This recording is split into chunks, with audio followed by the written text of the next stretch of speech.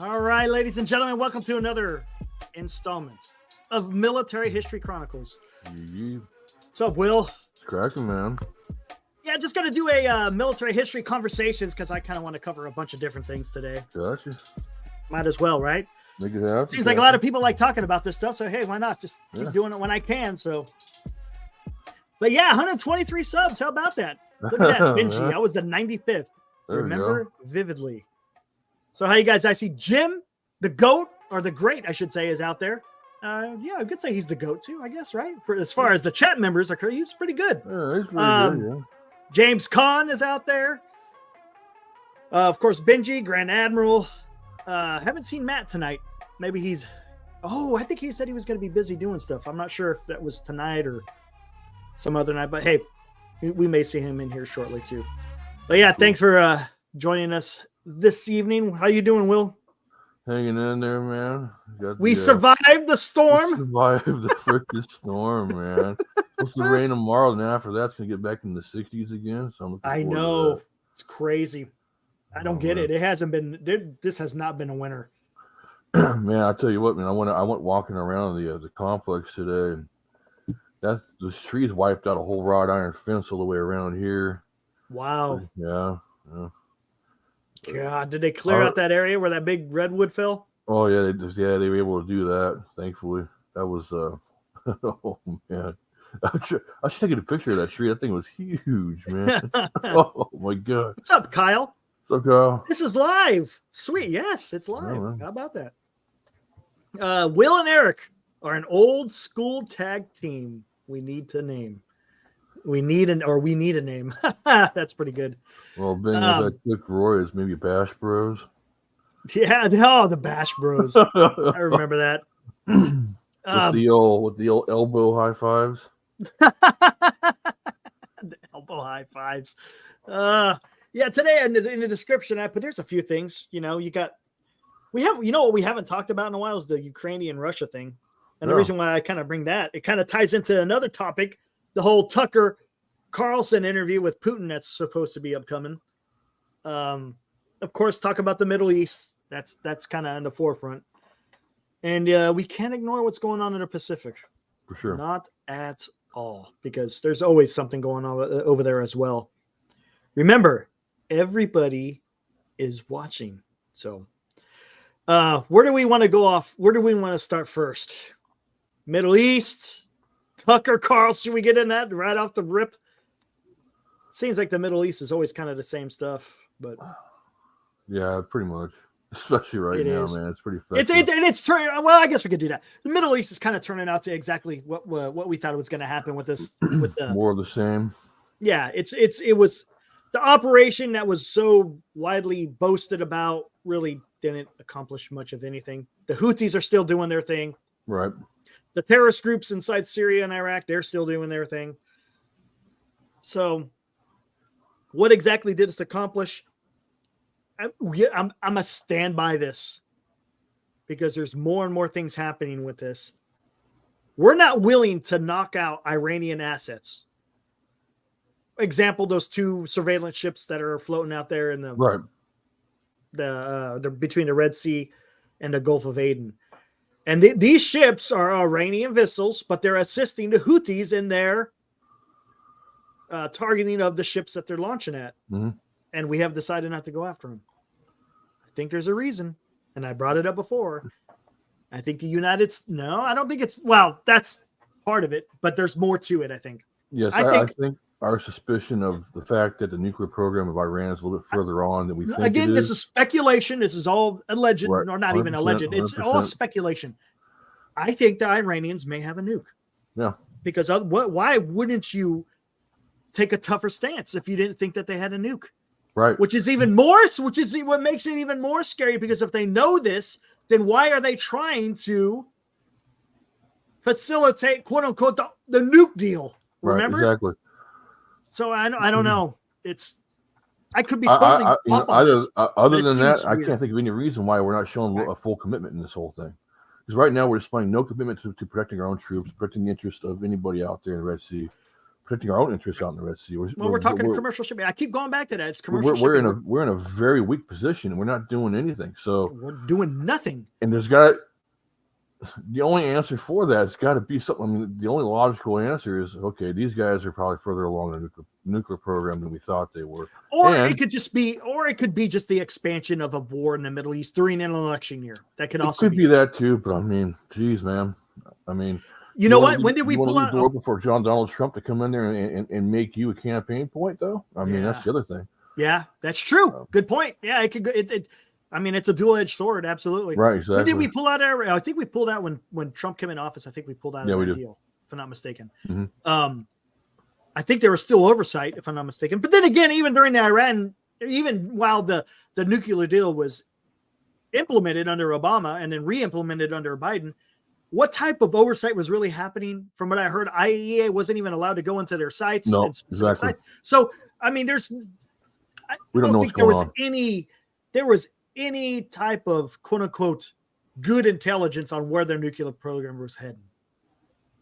It's I don't know. Like I said, it could be it could be that, or it could be just widening the conflict in the Middle East. But I mean, well, I mean, they're instigating it, right? 100% to an extent. 100%. I don't know. No, it's a mess. I just know that the operation that happened over there really didn't do much. We went over there, dropped a few bombs. And if I'm not mistaken, I could have sworn I heard him say that this was going to be, I mean, it was in the Pentagon press briefing, right? Even during didn't they say this was going to be a week's long? The SecDef and POTUS himself come out and say, hey, this is going to be a continuing operation. We're going to right. This is only the beginning. Remember, that was said. It was only the beginning. And now all of a sudden it's like, it's all over. We don't plan on doing anything else. It's like, and I saw the news clip saying they're still doing bomb damage. They're not still doing bomb damage. Man, that's been done. They already know. They already know. BDA the day of. Exactly. What's up, Eric? What's up, Ron? See you guys out there. What's up, guys? Yeah. Come on. We got the technology to know exactly what the hell's going on out there with satellites, whatever it may be. I'm pretty sure they got human intelligence on the ground out there as well. So, I mean, what are you going to do? Oh, yeah. We've got special forces on the ground somewhere around to do. I'm sure we got people out there doing something. Is Iran building their nukes with the billions of dollars we sent them? Probably. Well, I think that got frozen. Didn't that get refrozen? They unfroze it, then they refroze it. Supposedly. Let's do one I of don't know. those. To be honest with you, I can't say whether it has been or hasn't. I know that they said that they had unfroze it, but then October 7th kicked off, and then they refroze it. So I don't know. I don't know what the status of the billions are, but yeah, and it's not. And you got to be careful. Yes, it's we have frozen their own money. It's not like we're giving them our money, right. But no, you're still allowing them to access resources that could help them in whatever they want to do. So, what are you going to do? I don't. It's still a mess. I know there's still talks about trying to get a ceasefire going on in Israel. I don't know. Yeah, that. Oh man, and that's a good point, Senior. Iran really doesn't need our money to build or do anything. No, exactly. They're going to do what they want to do. As far 100%. As these countries goes, they're probably one of the most well off in that whole area. Well, yeah. They're fine. Well, we don't rely on Iranian oil, but you know who does? China relies on Iranian oil. I don't know who else. I don't think Russia, because Russia has their own. Oh, yeah, that's right. Russia's got their own. And they also got the Crimea oil, too. So, there you go. Yeah. It's. Oh, man. You guys want to see my poison right now? Oh, what do you got? These damn things, man. Freaking Walmart donuts. Oh! These are awesome. I get the ones that are actually made in the bakery. Oh, man. I got them sitting on. It's in the corner of my eye right now. I'm like, son of a. I need to hide them. Anyway. Yeah, U.S. is producing quite a bit of oil. No doubt about it. We are, most definitely. Yep, we are. There is no doubt that we are producing a lot more oil right now. But we do. I don't know if we're exporting it, but I think it's more for our own consumption. Right. Which is smart. I mean, it's honestly, you don't want to rely on foreign oil if you don't have to. 100%, man. Don't be at somebody's beck and call and mercy. And that's we probably could do a show on energy independent or the energy, not energy independent, but the energy strategy for our nation. We got to be very careful in that. Right. I think it's got to fully encompass everything and not be fully in one direction or the other. I think it's got to be a fully fleshed out type of strategy. A combination of fossil fuels, a combination of nuclear, a combination of renewable energy. I mean, you should use all of it at your disposal. Yeah, I tell that to old Newsom, man. What's that? I tell it to old Newsom. Yeah, I know. It's just, I don't get it. I don't get it. Clown. But yeah. Anyways. But why are we still paying now? Who knows? And I'm sure there may be, but you know what? There's another factor in those prices too, and that's taxes. There is a shit ton of taxes that are so if you go to the gas pump, quite a bit of that percentage of what you're paying is taxes. Yep. I mean, if you think about it, I guarantee you're probably paying over $1 worth of taxes between the state and federal, if not more. So I mean, there is one of the issues too, and it's not, and let's not ignore the fact that drilling for oil, refining the oil, it's not easy. Right. It takes a massive amount of manpower and infrastructure to be able to drill down to the depths that you have to do, sometimes in the middle of the ocean, be able to extract that oil, ship it somewhere to refine it, then it go to wherever it needs to go, whether it's to the gas pumps, to aviation fuel, whatever it may be. It's not easy. So I'm not going to sit now, but at the same token, could they be price hiking? Absolutely. Of course they could be. I mean, businesses do that. I mean, you got to have checks and balances, right? So I'm not oblivious to the fact that, there could be some abuses. It happens everywhere, but I'm also not going to ignore the fact that, it's not easy to be able to do that. And it takes an awful lot of money to be able to pull that, resource out of the ground and in turn be able to make a profit. So, right. What's up, Moji? It's cracking, well. Yeah, my checks are getting smaller. It's my taxes. They absolutely are. That's why I moved out of the city, man. That's why I moved to San Francisco. Do we have to have taxes? Yes, we have to have taxes to be able to pay for, goods and services that are dependent upon tax. Now, at the same token, are the people in charge of said money, are they spending it wisely? Are they just being willy-nilly with it? That's the issue that I have. It seems like these people, they get the hands on your money and they don't know what the hell to spend it. Right. That's the issue that I have. That is the issue. And what's the solution? Vote people in that you feel that you trust in being able to spend your money. That's all I can say. I mean, that's all we can really do. And hold accountable to these people. Actually, I remember, how long ago was this? Not too long ago. I mean, 2017, 2018. 2018, I was grossing somewhere around $275. I was living in downtown San Francisco, and I was paying $94,000 a year in taxes. That's and then you got to cost of living expenses. I was paying $70,000 a year just to live there. God. So yeah, I know, man. It's ridiculous. Right. So you get taxed out the yin, then you get the cost of living. So at the end of the day, you're making a lot of money in quotes, right? But it's all going just to be there. Right. So you got to be careful. Again, you got to have taxes for roads and depending on who you're talking, you got state taxes, federal taxes. It's going to go to the national defense. It's going to go to Social Security. Well, I'd like to see a receipt for all that, right? Would be nice. It would be really cool, right? It would be nice. And, I guarantee the stuff is out there. It's just you got to really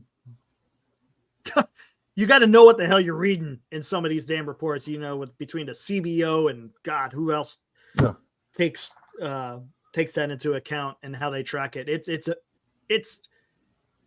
I don't like numbers. I don't like numbers. Or like when it comes to that, I'm just like, wow, I don't even know what the heck you're talking about here. But God, I want to share what I know about military history on the show. All right, Sean, maybe we'll figure out here towards the end.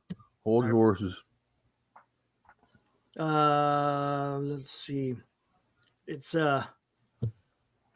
tough, and it's no easy solution. We kind of sidetracked a little bit because we were talking about Middle East and we got into all this other stuff, but Well, it all ties in. it all ties in. It really does. All right, let's get into it. We got 17 people in the chat. That's pretty cool. Appreciate the support, guys. Yeah, we're gonna get into that, James. I'll get into that. Tucker Carlson. We talked about this the other day. Remember, Will? Yeah, we did.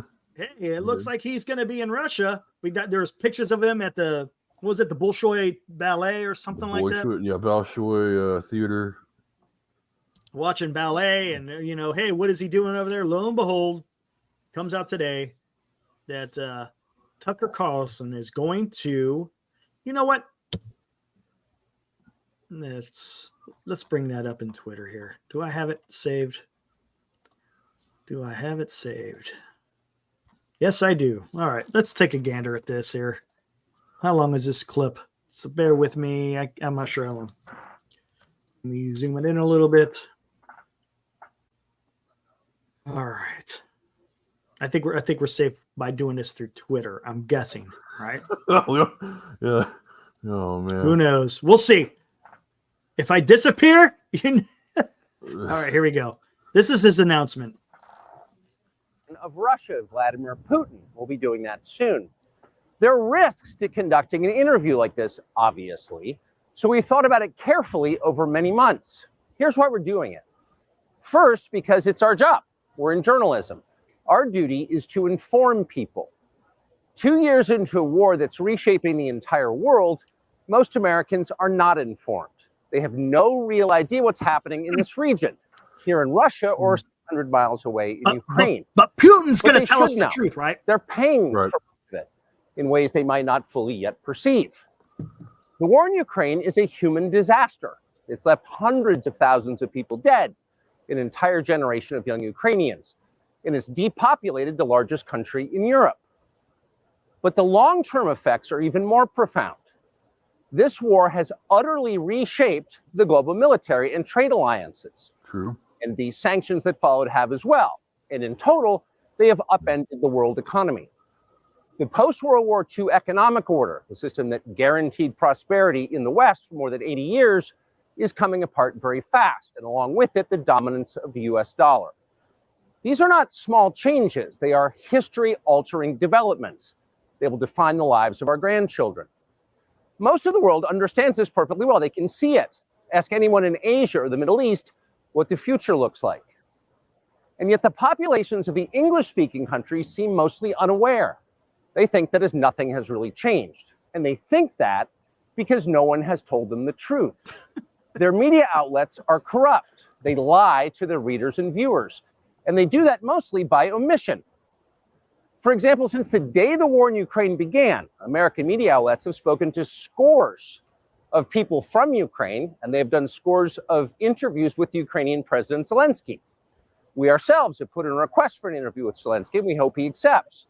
But the interviews he's already done in the United States are not traditional interviews.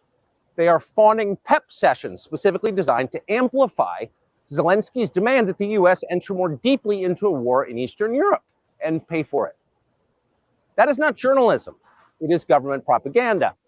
Propaganda of the ugliest kind, the kind that kills people. Come on, man. At the same time, our politicians and media outlets have been doing this, promoting a foreign leader like he's a new consumer brand. Not a single Western journalist has bothered to interview the president of the other country involved in this conflict, Vladimir Putin. Most Americans have no idea why Putin invaded Ukraine or what his goals are now. They've never heard his voice. That's wrong. Americans have a right to know all they can about a war they're implicated in, and we have the right to tell them about it because we are Americans too. Freedom of speech is our birthright. We were born with the right to say what we believe. That right cannot be taken away no matter who is in the White House. But they're trying anyway. Almost 3 years ago, the Biden administration illegally spied on our text messages and then leaked the contents to their servants in the news media. They did this in order to stop a Putin interview that we were planning. Last month, we're pretty certain they did exactly the same thing once again. But this time, we came to Moscow anyway. We are not here because we love Vladimir Putin. We are here because we love the United States. We want it to remain prosperous and free. We paid for this trip ourselves. We took no money from any government or group, nor are we charging people to see the interview. It is not behind a paywall. Anyone can watch the entire thing, shot live to tape and unedited, on our website, tuckercarlson.com. Elon Musk, to his great credit, has promised not to suppress or block this interview once we post it on his platform, X, and we're grateful for that. Western governments, by contrast, will certainly do their best to censor this video on other less principled platforms because that's what they do. They are afraid of information they can't control. But you have no reason to be afraid of it. We are not encouraging you to agree with what Putin may say in this interview, but we are urging you to watch it. You should know as much as you can. And then, like a free citizen and not a slave, you can decide for yourself. Thanks.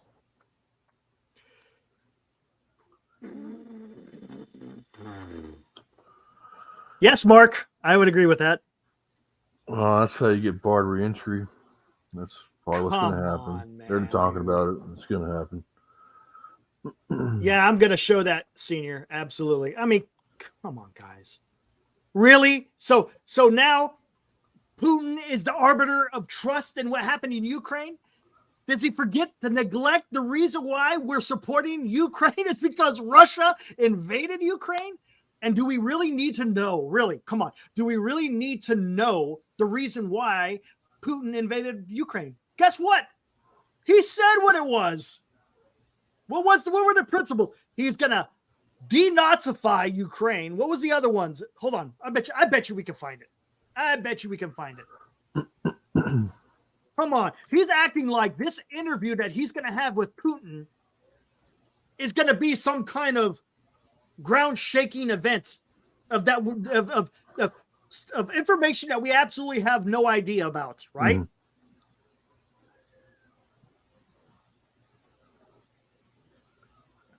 Oh yeah, Kyle. I'm the same way, man. Okay. Fielding question from the public. Denazification, demilitarization, and a neutral status. What? What's with this Nazi stuff, man? How? Come on. Okay. First What of are all, you talking about? It's just the most ridiculous thing I've ever. Hold on, let's think about this. So you're telling me no other you don't even. Come on, Tucker. Don't tell me that no other news organization put in a request to interview Vladimir Putin. You know that they've done that. Come on. That's what I'm saying is disingenuous to come out there and say that. mm, And let's not forget, what has Putin done? He assassinates people. If anyone disagrees with him, they disappear. They're gone forever. Whether you're a journalist or whether you're a political opponent, you're gone. Look at the Wall Street Journal. Remember the reporter? He's been stuck over there for how long now? Has it been a year now? I'm not sure. I think Remember he has. that guy? So Tucker Carlson, who should show a little bit of solidarity with your fellow journalist, who's in prison in Russia, an American journalist with the Wall Street Journal is behind bars in Russia. For what reason? Being, quote, a spy? Come on. Look, and don't get me wrong. Tucker, I get that he wants to go out there and make a name for himself, but this Right. guy's been on record of being pro-Russian for quite a while. Here, let's take a look at a couple of these things. Where was this at? This is from the Telegraph. Let me. Oh, that's too much. There we go. Yeah, that should be. Tucker Carlson frequently made sympathetic comments about Vladimir Putin and Russia's invasion of Ukraine when he was at Fox News. Carlson's remarks, which often reflected Putin's claims about the war, were used by Russian state television to show the Russian president was right because the same was being said by the most popular television presenter in America. Carlson's comments included claims that the U.S. should take Russia's side in its war with Ukraine, along with remarks denouncing Volodymyr Zelensky as a dictator and a dangerous authoritarian. Come on. And then it goes into here. Let's go. Hey, who's that? No. Yeah. Okay. Here we go. 2017, quote, why is Vladimir Putin such a bad guy? He's not Saddam Hussein. He's not Adolf Hitler. He's not a danger to the United States.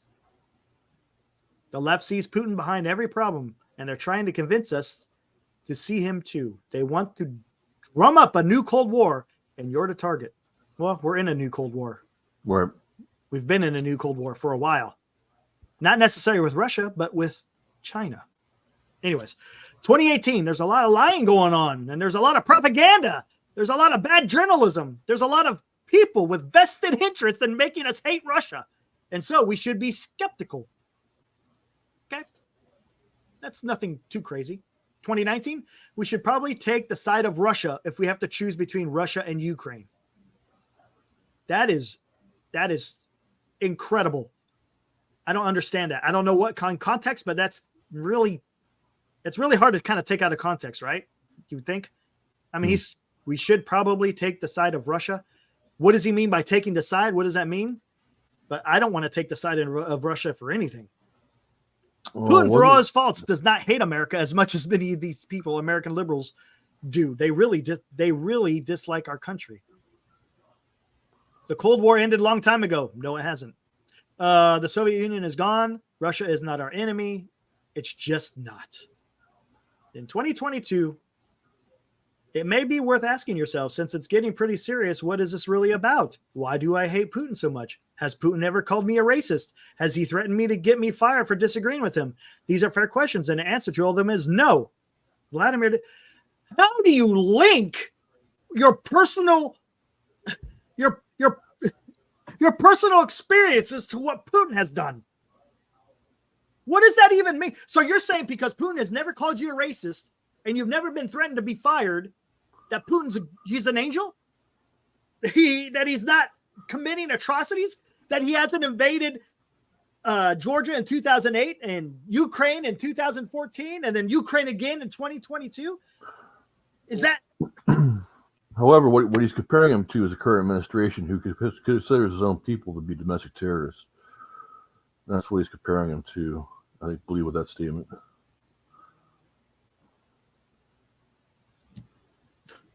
Whatever you think of the war in Ukraine, it is pretty clear Zelensky has no interest in freedom or democracy, he said.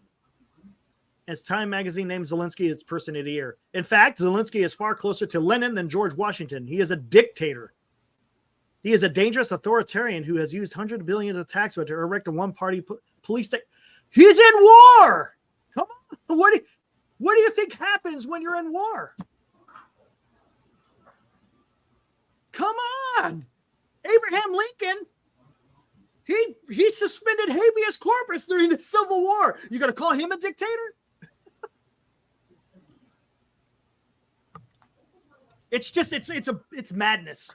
It's absolute madness. Now, here, let me ask you guys to chat. I'm going to ask you guys, is this, quote unquote, would you consider this journalism or would you consider this propaganda in what Tucker Carlson's going to do with the interview with Vladimir Putin?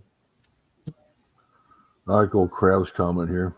It's pretty much spot on, man. This one, what does he say? This entire political landscape is so infiltrated. There are only two options: to be a gay white male progressive or a reactive hot takes machine for Putin. That's pretty much this is you know what? I'm going to tell you something. This is what they want, guys. They want division. They want people to be against each other in this country. Right. Okay? That's what this is. And the way you foster journalism is you get everyone to hate each other. And that's where we're at right now, guys. We're so entrenched on both sides that everything is tuned out that's in the middle.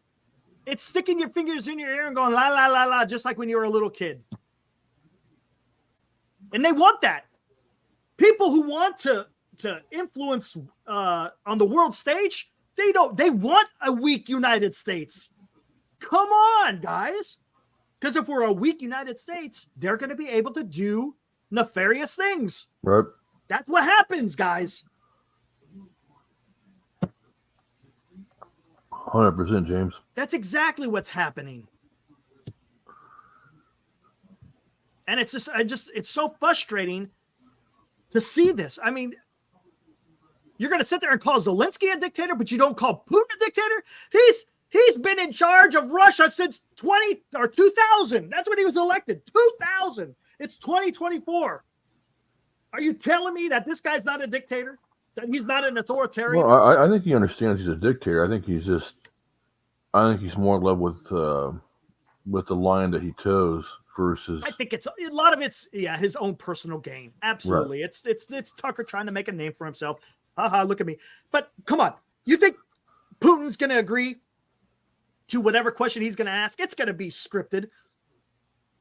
And it's going to make Putin look like a freaking angel. Well, it's like interviewing Kim Jong-il or Kim Jong-un, whatever the little fat kid's name is now. I mean, it's just the guy. The reason why he's talking about, we're in a huge, momentous historical event of what's happening because Putin invaded Ukraine. He invaded a sovereign country. For what reason? None. Was he attacked? No. He's done this twice. Right. First time in 2014, second time here in 2022. I don't understand what is going on. I don't understand. I smell you stepping in there, Cryptic. I smell you stepping in. Anyways, this goes to the whole Russia-Ukrainian thing because Benji, guess what? They're right. 99% of us are a bunch of morons. Yeah, exactly. You know what's fantastic though is there is a great debate going on there's different camps. What is the strategic priority for the United States? Is it in the Pacific dealing with China? Or is it countering Russia in Ukraine and Europe, if you want to say? And there's a debate going on. Where is the priority? Like I said, focus in the Pacific or focus in Europe. It's quite unique in seeing the arguments that are playing out with it. And I find it very interesting because it is. I think that's something that really needs to be clarified within our government. What do we have to do? To me, I don't think you can ignore either. I don't think you could ignore either. If I had to choose a poison there, I would definitely. I think the Europeans can handle Russia if they need to. And that's okay, but they have to step up. And right now, I would agree. Yes, and that's what I was just going to say. They are stepping up, which is key because I think that's important. Listen, when we formed NATO, we talked about this before when I was talking about the stupid program I should have never done on Sweden yet because we still got Hungary out there being a roadblock. But NATO, if you join NATO, 2% of your gross or your GDP, gross domestic input or gross domestic product has to go towards defense. Right. A lot of European nations were not meeting that goal of 2%. Why? Because who was over there protecting their ass? United States of America. That's who was protecting all of Europe. They could, if you think about it, they were kind of getting away with it to an extent. They didn't have to spend all this money on defense, so they were able to prosper in different areas because hey, the United States has got our back with defense. But they have to toe the line. They have to have just as much at stake in this as we do. Look, does it mean we totally just leave them to their own devices? Absolutely not. That's not what I'm advocating. You have to have friends and allies. You can't go alone in this world. You have to have friends that you can rely on and have those alliances together to meet threats. Because if you don't, it's going to be much worse off. Okay. If you piss off the Europeans, right, and shit starts kicking off in the Pacific, do you think Europe's going to help us? Nope. They're not. They're not going to help us. You burn that bridge, and now you're going to have to go it alone over in China. When you could have the unity and the support of Europe. You need it. This is a different world than it was, say, in World War II. Or even shortly after, even during the Cold War, we were so massive and powerful, but we've reduced that. We're not the same as we are a far cry from what it was like at the heyday of the Cold War, the first Cold War. Okay. Oh man. I just Crab, it I kind think of we all reminds me knew- of that last episode when I talk about does history repeat itself? Right. I think we all know who the real deep state is, Crab. Can't mention it. Get you canceled. But now you know my take on that one, probably. If you didn't before. Yeah. Okay, here we go. Jim Thurkill. Hey, Eric, what's your thoughts on more than half the money? Okay, you got to think about this. When we send support to Ukraine, what do you think that is? Do you think it's cash? Do you think it's Thank cash? You. Appreciate it, James and Crab. Do you think it's cash? It's not cash. Yeah, there's going to be some. But what do you think it is? Military hardware. That's what we're supporting Ukraine with. That's what you do. To fight a war, you got to have the means to be able to fight that war. That's just the way it is. And unless you want Ukraine to get rolled over by the Russians, because that's what's going to happen. Okay. During World War II, when we were attacking Germany, what were we attacking? Other than just the military personnel and their weapons, what else were we hitting? What's that?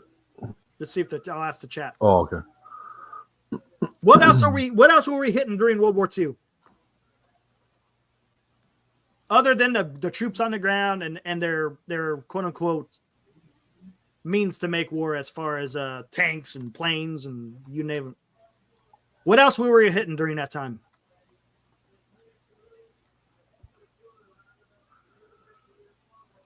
Anyone? Well, we were hitting their ability to produce weapons of war, right? Their industry, their transportation system, all that, right? In Ukraine, right? In the Ukraine is Russian infrastructure being hit for their means to create or to manufacture weapon material. Nope. I mean, I know Ukraine's launched a couple of drones and knocked out some of their oil producing facilities, but are they? The sanctions, perfect example. Is the sanctions doing anything? The Russians are still fighting. Those sanctions haven't done shit, guys. They haven't done nothing. So now we're in a war of attrition. And if you're in a war of attrition, what does that mean? You got to replenish everything that's being lost in war, right? And the first person to lose is the person who cannot produce those weapons anymore. Right.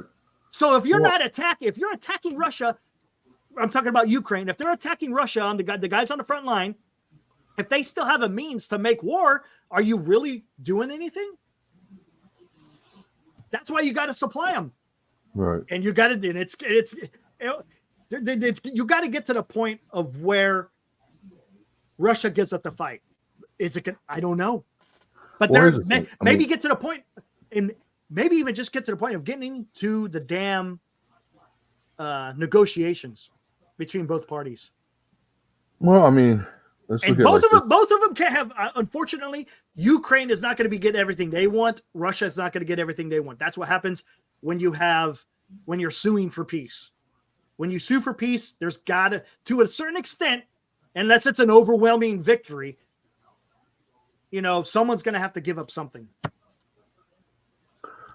Well, I mean, it's almost, at this point, so Russia has pretty much occupied all the Russian-speaking territory of Ukraine. So you could make a case that the Russians just pretty much at this point just kind of kicking the can down the road when it comes to ending this war, because war is big business. It creates a lot of money. And Russia. Well, I don't know if it's doing that here in the damn United States, because have they bumped bumped up? Doing it here. You're not seeing not drop here. Are they building Russia? James Cam. It never will. Trump will come in day one and negotiate a damn peace treaty. And you know what's going to happen?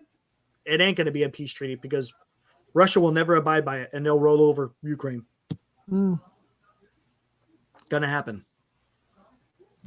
There will be no negotiation, because what do you have to do? How do you enforce that treaty? How do you enforce the treaty? You got to take it on the word of the Russians that they're not going to continue to take over Ukraine? Don't see it happening. I don't see it happening. This is not easy, guys. Not by any stretch of the imagination. What is the right choice? What is the right path? Man, it's going to be hard decisions. Right. Absolutely. It's going to be hard decisions on how do we fix this. But I damn well know, Russia shouldn't be able to get away with this willy-nilly, And there's already fear. I've seen a lot of reports. Poland is deathly afraid that Russia is going to roll into Poland.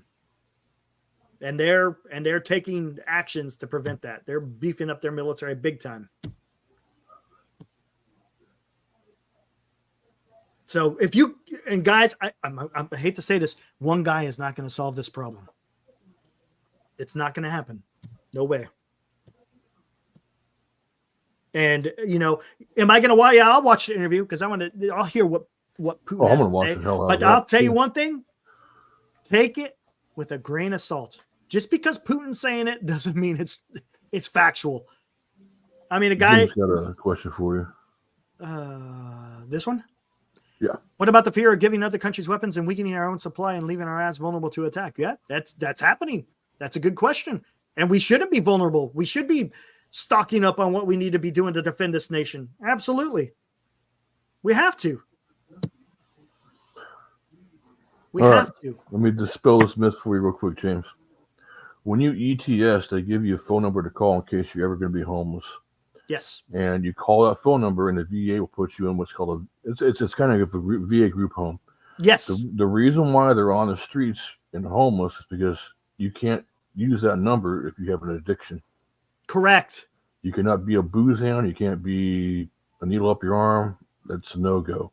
If you're truly homeless, however, you can call that number and they'll pick you up. They will pick you up with a van, wherever you need, and they will drive you over to the group home and put you in until they get you on your feet again. So that's just throwing that out there. Very good, Will. Yes. VA, I mean, there's so many a lot of people programs don't out know there. that one. That A lot of people don't know that's actually a thing. Yeah. Oh, I know about that. Yeah, you're absolutely correct on that. That's awesome. I'm glad you touched on that. Because do we have issues in our own country? 100%. Right. But you also got to see what's going on past our borders as well. And we have to understand that. And because if we don't, I forgot to clarify. Just ETS also means when you get discharged. Estimated time of it's time of estimated. No, ETS. You're thinking of term of service. Oh my God, what am I thinking of? I totally forgot. I don't know if there's a penal code for that. I'm not sure if there's a penal code for that at all, Jim. No, I don't think so. I can't remember. Gosh. Expiration term of service. It's into your contract. Oh man, but where the heck was I going? Oh yeah. Do we have issues in our own? 100%. I'm just kind of highlighting on the stuff that's going on around us. And the more we're divided, the more the bad guys are going to succeed. That's just the truth of it. Oh, 100%. I mean, most of the divisions from here within, though. That's the biggest issue. Yeah. I mean, at this point, it's almost too late. Can't put that genie back in the bottle at this point. Right. And then, God, I know I reiterate this a lot on the channel. I get it, but some things are worth repeating constantly over and over and over. The United States has been through difficult situations, both socially and culturally. We've gotten through it. We've been resilient and been able to get through it. Doesn't mean we haven't taken our lumps. We have, but we've come through it better on the other side usually. This is just one of those bumps in the road, if you will, in the history of our nation. Mm. We will come through. It's just going to take time. Unfortunately, and I've said this before, when you're actually living in the situation of where it's occurring, it feels like it's the worst thing that's ever happened. Where's Tom? Is Tom Wyertz out there? I remember I brought this up before. In the late 60s and the 70s, the country was tearing itself apart. Right. I guarantee you people at that time probably thought that was the end of the damn country. I guarantee you they probably did. It's especially if you were one who served in World War II or Korea. Right. Absolutely. Yeah. The what do they call it? The greatest generation. But I mean, that's what you these things, I keep saying this, these things don't happen in a vacuum. There's history there, guys. Where were we? I was stationed at Shepherd Air Force Base. Where were you at? You were in ROTC or something, or Yeah, you were in high school? ROTC class. Yeah, I was in high school. Yeah. ROTC class. Yeah, I was stationed at Shepherd Air Force Base. My colonel was from Brooklyn, born and raised, so that hit him pretty hard. All right, where were you? Yeah, we are definitely crowd for sure. Yep. Senior, I'm definitely worried about who has crossed over the borderline. Yeah, absolutely. Oh man. You know what though? This has been the issue at the border. This has been an ongoing thing for decades. This isn't something that's just happened in the last, 4 years. Right. No, this has been a big issue for a very long time. So how are they going to fix it? You got to get Congress to agree on a bill, and you're going to have the president sign it. I was watching this live stream yesterday, actually. About the bill? Well, no, at the border. It's nuts, yeah.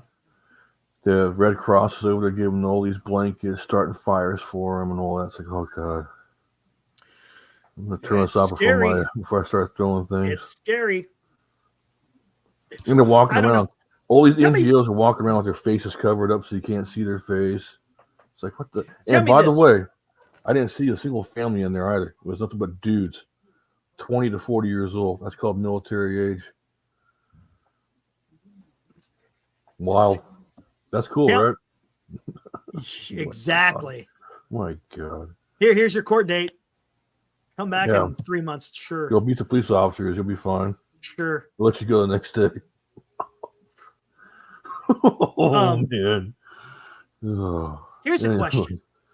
Do you think it's right that Congress is trying to link all these things together? They're trying to link support for Israel, support for Ukraine, and the border all in one thing. Should those all be separate?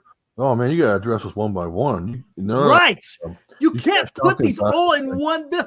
Exactly. I don't get that. How is that governance to me? Maybe I'm wrong on that, but to me, I mean, that doesn't seem like the to address optimal those thing. all at once with one bill is like throwing spaghetti at the wall. Oh, I here know. it is. It's crazy. Now, Yeah. I can understand maybe linking Ukraine and Israel because you're talking about supporting, Right. other international nations. I get that. You kind of need a laser light focus on all this stuff. Okay, here. Yes, I think it's got to be separate Right. because now you're losing people. It's And right, I think James got a good point here. I think they really have no choice but to do it that way because of that, because of what James is saying with the division. oh, Jim, 100%. 100%. Putin has aspirations of bringing back the He said old so empire. himself. 2007 interview we put up the other day. As a matter of fact, I got something about that. Where is it at? This is through Politico, as a matter of fact. I'm glad you brought that up. Look at this. I had it all ready to go. Holy Look at this. I wonder how that happened. Exactly, because I knew this is where it was going to go. And they We gotta look at talk that. about Or off the bat, they're quoting Neville Chamberlain. Okay, here we go. Yeah, here we go. All right, guys. Here, bear with me. We're going to talk a little bit about what Putin said with his own mouth back in 2007 there was a security conference in Munich. But yes, this goes along with what Jim is saying and what I see Cryptic talking about Putin wanting to bring back the heyday. Let's remember what did Putin do before he became the president? I don't know the leader of Russia. Does anyone know? I'm gonna just, I know you know, Will. Does anyone know what job Putin had prior to becoming? Yes, he was a colonel in the KGB. All right. The apparatus that loved the Soviet Union, right? All right, let me bump this up. Cryptic got it too. Where do I want to go? This is the guy who wrote this. Oh, Kurt Volker too. Hey, did you Daniel ever go- Fried is distinguished. What's up? Never mind. That's off topic. I'll let you go ahead. No problem. He is a distinguished fellow at the Atlantic, former assistant secretary of state of Europe, and a former U.S. ambassador to Poland. Kurt Volker was distinguished fellow at the Center of European Policy Analysis, former U.S. ambassador to NATO, former U.S. special representative for Ukraine negotiations. All right, where did I want to get into here? There was a certain part that I wanted to get into. Okay. Whatever. Here we go. Just bear with me. The beautiful and prosperous city of Munich, Germany, has claims to notoriety. It was a hotbed of early Nazism, the site of Neville Chamberlain's famous meeting to appease Hitler, and later a hub of German resistance to Hitler. Now this is written back in 2022. So, a matter of fact, this is right before the war kicked off in Ukraine. Right before it. On Friday, as for the past 58 years, foreign policy leaders will convene at a Munich Security Conference to address the challenges to the transatlantic community. The man who will be the single biggest topic of conversation at this year's conference won't be in attendance, but 15 years ago, Russian President Vladimir Putin used the gathering to issue a broadside that definitively rejected the European security order many in his audience had spent years trying to build. In February of 2007, Putin stood in Munich's Bayershire Hof. Bayershire Hof for 30 minutes and accused the United States of creating a unipolar, that's a tough word, unipolar world in which there is one master, one sovereign. He added, at the end of the day, this is pernicious. It wasn't really Putin's exhortation of the United States for hypocrisy after its invasion of Iraq that was notable. This is pretty much mainstream German, French, and American thinking. The real moment of revelation was his broader conclusion that the U.S.-led liberal order, aka the free world, was of no interest or value to Russia. Putin's speech came as a shock to those who had invested substantial effort in working with Russia to include it in the post-Cold War global stability system, and at the time still believed that this was possible. A decade and a half later, a massive Russian military buildup in and around Ukraine is capable of striking at any moment, but we all know it happened. We should not be surprised or confused. He made clear his intentions already in 2007. What is more surprising is how the U.S. and Europe, despite Putin's obvious warning in Munich and Russia's many actions over the 15 years, have nonetheless clung to the notion that we can somehow work together with Putin's Russia on a strategic level. It is finally time for the West to face facts. Whether or not Putin launches a new invasion of Ukraine, he has rejected the post-Cold War European security architecture and means it. He is on a deliberate and dedicated path to build a greater Russia, an empire where the Soviet Union once stood. This weekend at another fateful Munich Security Conference, the challenge will not be understanding Putin for what he is. Rather, it's understanding, however belatedly, how to reorient the transatlantic community thinking away from the understandable but failed hopes of a broader cooperation with Russia and toward building a long-term position of strength to stare Putin down. 15 years ago, the atmosphere in the ballroom changed palpably. Having initially offered Putin a polite welcome, the audience, even those who shared Putin's criticism of the Iraq War, reacted with shock, concern, and even offense. Contrary to qualified optimism that still prevailed about Russia, it sounded as if Putin was driving toward a new Cold War. The U.S. Secretary of Defense Robert Gates was in the room, leading a delegation of administration officials, including one of us, Volker, as was a large congressional delegation led by Senator John McCain, a Munich attendee from its earliest days, when McCain was the U.S. Navy liaison to the Senate. It may be easy to forget that after Russia emerged from the ruins of the Soviet Union, the U.S. and Russia spent years working to integrate it into the new post-Cold War order. Far from triumphalist vengeance, as the Kremlin would have the world believe, the West provided Russia with substantial financial and technical assistance. Yes.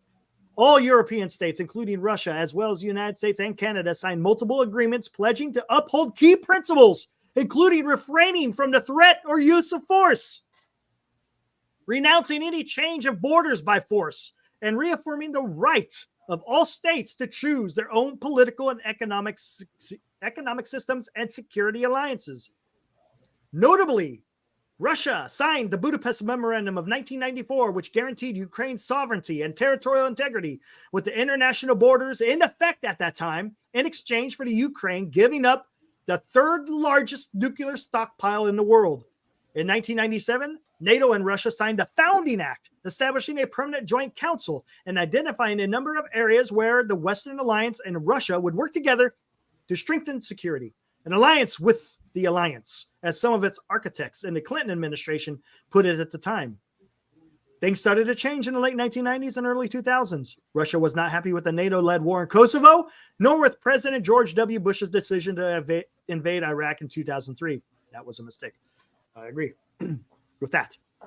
Putin became president of Russia in 2000 and declared his intention to restore Russian greatness. At the time, many Russians and international observers, including some in the Bush administration, welcomed his words, coming on the heels of a decade of what many saw as a Wild West capitalism, corruption, and breakdowns in law and order.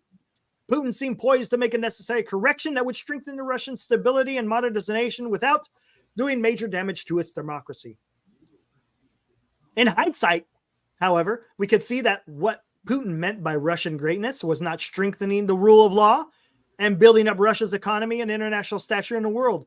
Upon taking office, he methodically went about rebuilding the Russian military, modernizing and expanding Russia's nuclear arsenal, reviving and expanding Russian intelligence services and activities.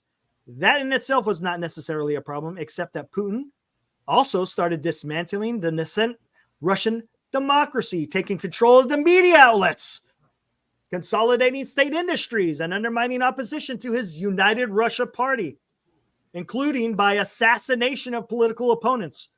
Putin didn't just tame the oligarchs of 1990s. He replaced them with his own. He was creating something resembling a Soviet system of Communist Party control, just without the Soviet ideology and a personal structure of rule in place of the old party nomenclatura.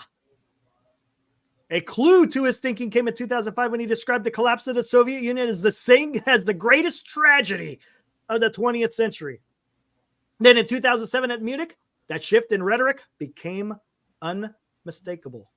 Following the speech, Putin matched his words with actions, dismantling structures designed to keep peace in a post-Cold War Europe. Russia formally announced in July 2007 it would no longer adhere to the Conventional Armed Forces in Europe Treaty. It continued to reject the principle of host nation consent for its troops present in Georgia and Moldova, and began ignoring Vienna Convention limits on troop concentrations, exercises, and transparency. In 2008, Russia invaded Georgia, trading its peacekeepers in the regions of Abkhazia and South Ossetia for regular military personnel and driving tanks toward the capital, Tbilisi. 6 years later, Russian operatives took over Crimea and rapidly orchestrated its illegal annexation by Russia. Russia followed up by attacks in eastern Ukraine and continues to engage in low-intensity fighting and to occupy parts of Donbass to this day. Well, we already know the invasion happened. Later, Russia violated the INF Treaty and began to deny overflights requested under Open Skies Treaty. When the Munich speech happened, the Bush administration was still trying to find a stable and productive relationship with Russia. Accordingly, Gates chose to respond to Putin with humor, trying to lighten the mood in the room and avoid a public confrontation. He quipped that both he and Putin had both come out of their respective Cold War intelligence organizations, adding that one Cold War was quite enough. Blah, blah, blah. Let's see what else. It kind of covers everything. Mm-hmm. No Russian. Okay. Let's see.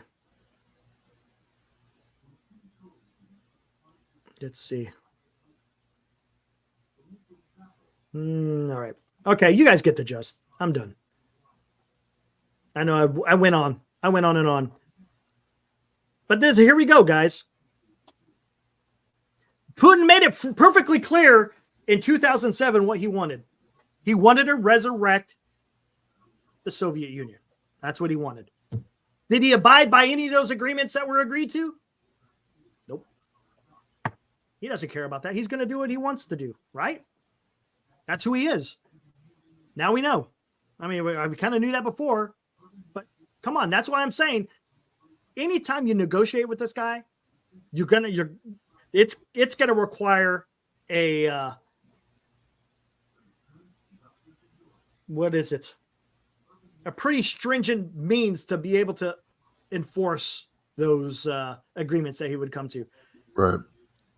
That's what I'm saying. Even if a negotiated peace in Ukraine, do you think unless there is a NATO force put in that region, he's gonna do it again?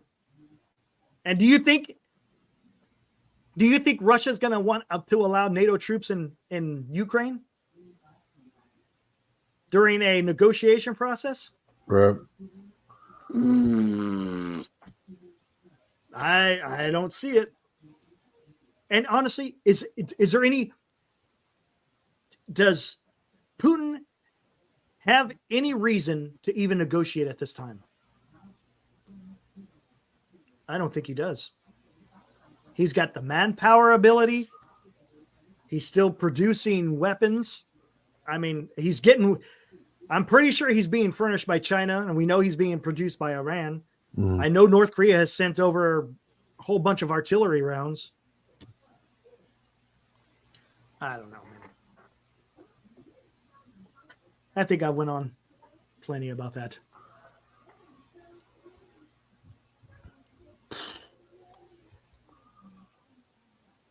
What do we got here?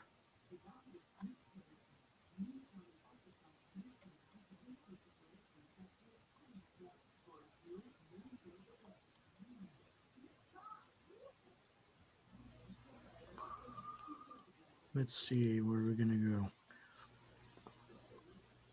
There was something I wanted to see.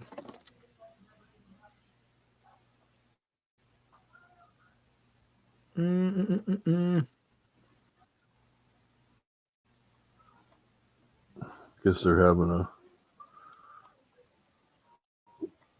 more aircraft and whatnot flying around Taiwan from China. Yeah, it happens all the time. Here we go.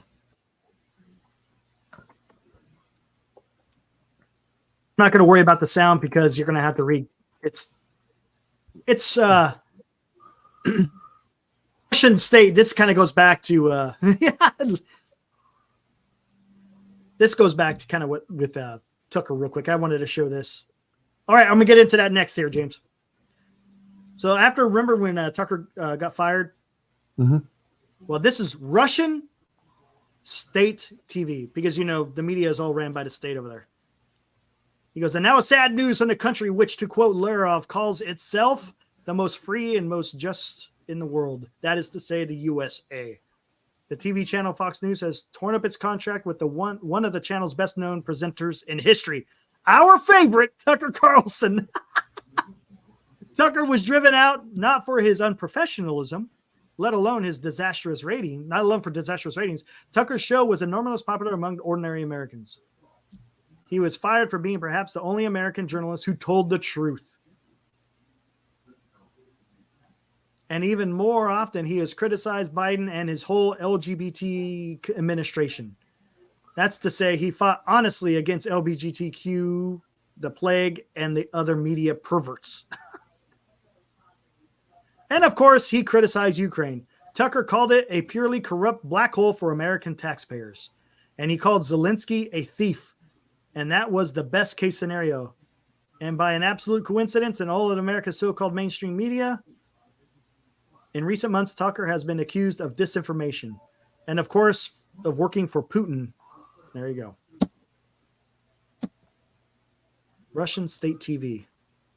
Well, our friend, Tucker Carlson. I love it. not too far off, but Gaddafi. Oh, yeah, that's a good one. That's a good one, Jim. That's what happens when you don't have a centralized banking system in your country.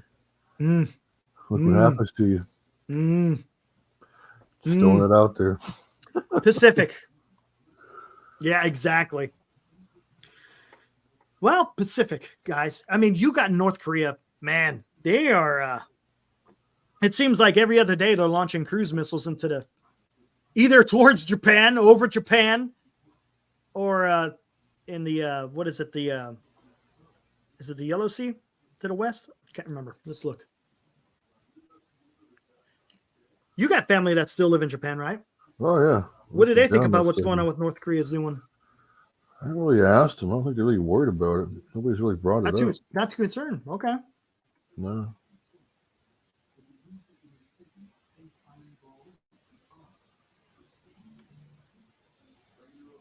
Bring this over here. Yeah, Yellow Sea. I was right. Okay. The Sea of Japan. That's where they launch them a lot into. Oh, I gotta get rid of that. That's.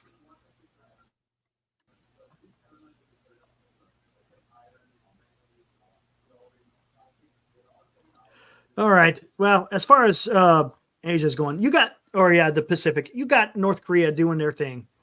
Constantly. Mhm. Now, one thing that you got to know about North Korea, they're always boasting. They're always talking.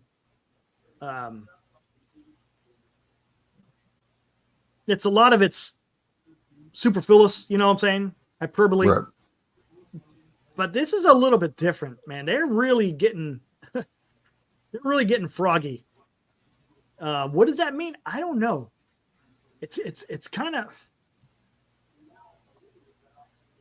I don't know, man. It's kind of scary because you still got China over there, because anything North Korea does is going to be by design from China. China directs what North Korea can and cannot do. North Korea isn't going to do anything that isn't approved through China. You got China. When we've talked this about, oh God, it seems like we talk about this all the time. The influence that is happening over here in the South China Sea and over here, even with Japan and North Korea, specifically also Taiwan, they're seeing our hands are tied. God, we talk about this every time, and it comes back down to what's happening here in the Middle East and even in Ukraine. Mm-hmm.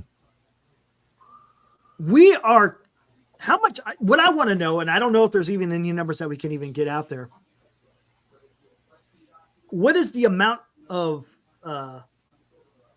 we'll say, supplies that we're giving Ukraine, and how many supplies we're expending in the Middle East? Are we kind of stretching ourselves a little thin? We kind of touched on this, talking about the military industrial complex, Right. and whether or not we're stepping up to be able to make sure we could still, in the event if China decides to go into Taiwan, do we have the means to be able to defend Taiwan? I don't know, man.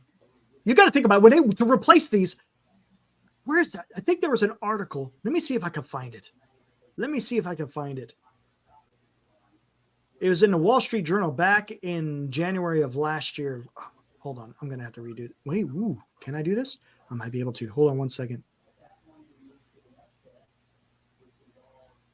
View issue. Let me see what we got here. Just bear with me here to see if they have it in here. I think you're right, Erico. I think you are right, my friend. They're trying to do what the Japanese did in World War II. Yep, exactly. Just as you typed it. 100%.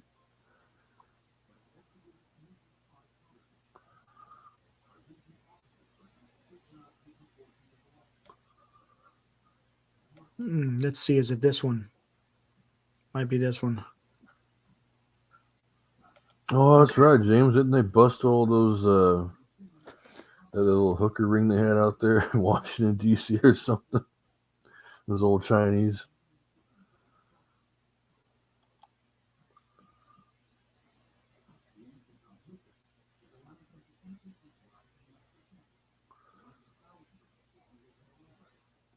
Hell yeah.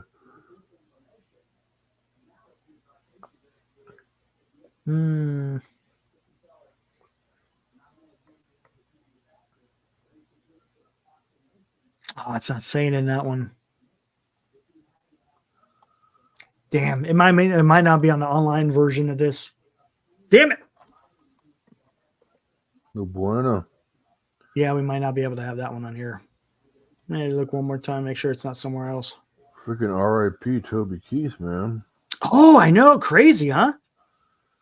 He was young. 62 years old. What the hell is going on in this world?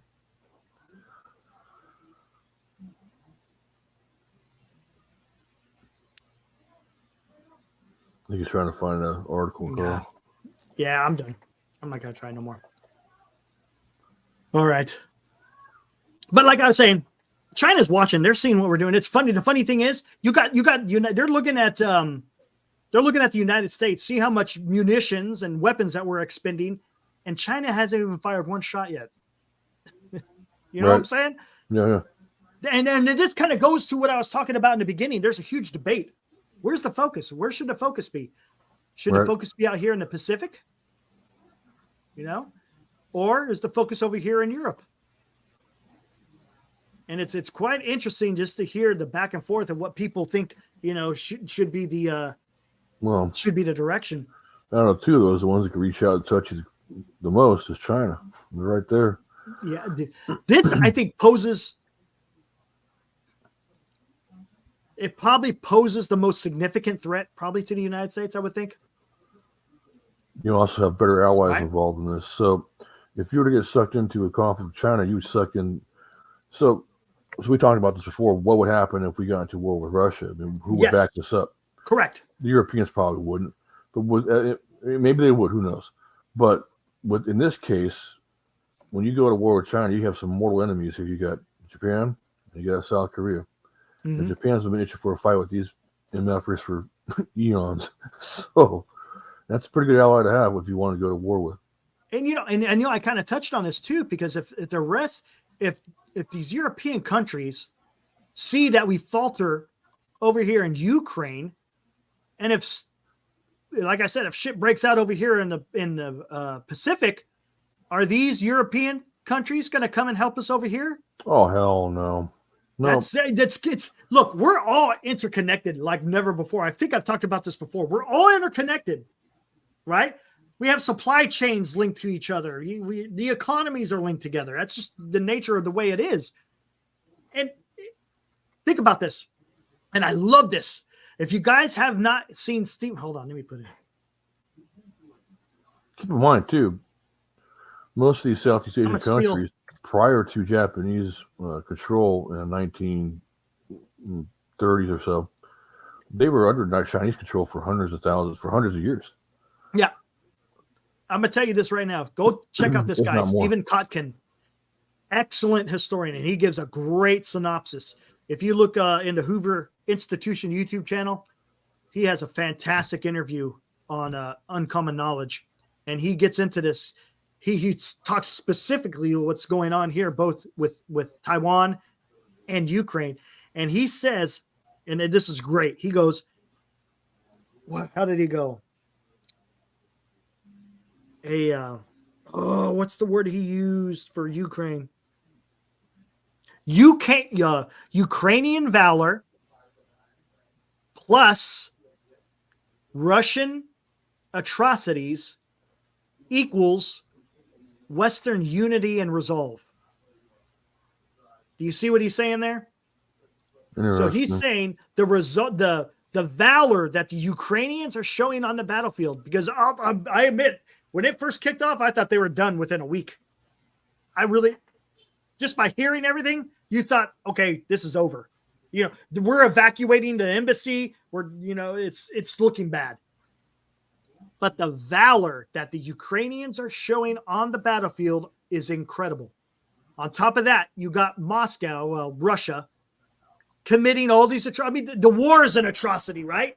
Mm-hmm. The means to go to war was an atrocity. Not to mention everything that we've been doing ever since the wars kicked off. We're going on almost 2 years now. Right. Now, with the valor of Ukraine, the atrocities committed by Russia is uniting all of Europe. Unity and resolve. In other words, everyone is together in this, not only in Europe, but also over here in the United States. So if anything does break out over here, China can look and see, okay, there's no, because I think what they were trying to do, I think there's definitely there was division that was trying to be fostered, right? Both the Russians and the Chinese, I'm pretty sure they wanted to see disunion among NATO nations. They wanted to see. They thought it was fractured, and they thought it was just going to fall apart. But seeing that hey, NATO's a little bit got it together, maybe it will deter. That's a possibility. But you need that, and I think that kind of, to an extent, they do kind of go hand in hand. Right. But we gotta be careful. And honestly, Oh, I don't know. oh shit. What's up? Cryptic. The Dodgers deferred Yamamoto's gold. Eric posted something about Yamamoto's goal, and Cryptic responded. It's pretty good. Oh, oh, I see. I dig it. Oh my gosh! But that's what's good. You got to be. We cannot take our eyes off of what's going on over here. Yeah, there's a lot of this going on over here, a lot of this going on over here and over here, which is a total debacle going on over here, isn't it? That's a clown show. I mean, I'm still more worried about Israel's handling their business, Right. but over here, China's still the bigger threat, in my opinion. But yep, I would agree. But we can't show weakness over here. You see what I'm saying? To an extent, they're hand in hand. right. But yes, this is probably the biggest threat. Right. And right now, we have no means of defending Taiwan right now, to be honest with you. Ugh. Give the Japanese a nuke. See what happens. Be nice. Oh Boy. Oh, boy. They'd probably launch that sucker in a heartbeat. Let me just see what we got in here real quick. I'm checking Twitter. Oh, did you hear about that? Did you hear the results of the 737 door that blew off? It just fell off. You know why? No. There was no bolts. There was no bolts. They didn't break off. There was no bolts in that door. Okay, so in other words, hey guys, it's 5 o'clock. Time to clock out now. Holy smoke! Just like that freaking that guy was on that extra seat there. He looks over and goes, hey, by the way, I'm missing the bolts over here. Holy shit!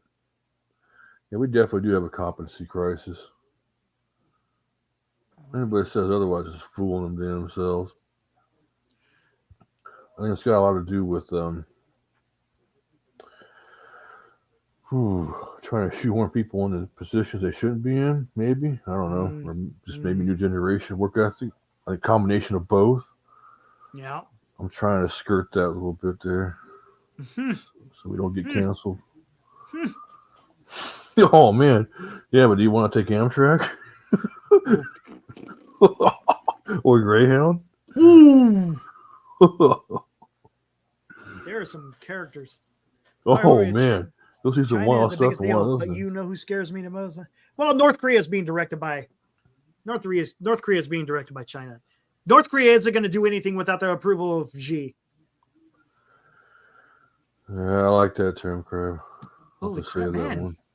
This is a damn good conversation we're having today. Yeah. All right, I want to kind of what else we could talk about, guys? I'll let you guys figure out what we want to do next here. Sardo said he can't join. Oh, yeah. Oh, you can't join? Okay, that's right. I was just gonna say, hey, I'll send him the link, but yeah, right. supposedly there was no bolts. How Scary. Well, and then I mean, okay, so that's just a failure on multiple levels, right? So not just with like you got your mechanics, and you got your head, you got some kind of supervisor, you would think, and then you got the people do the walk around in the aircraft, and you got the pilots himself doing the checklist. Holy smoke, man! Wow, that's scary. Now I don't know if that would be a procedure in their pre-flight. It might be. I don't know. I thought they're supposed to do a walk around. I think at least the flight officer is. Because I know they do a walk around, but you're just looking at the door. The people inside, True. I don't know if the flight attendants are supposed to check all the doors to ensure that they're good. I don't know. Oh man. God, dude. Wah, wah, wah, wah. Oh man, come on. That was pretty good. Now we're in the 30s or 40s now. Plane crash every other day. My God. I thought you said you can't join there, Shardall. You were just teasing us. What's going on? Can you or can't you?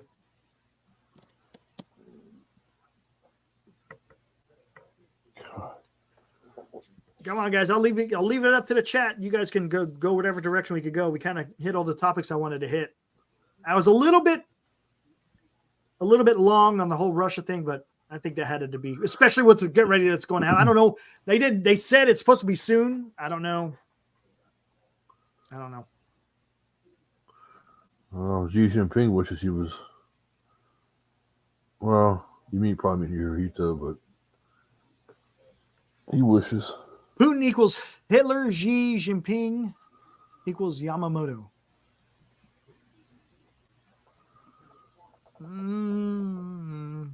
I'm trying to see the correlation. I get the Hitler or Xi Jinping. I don't get the Yamamoto.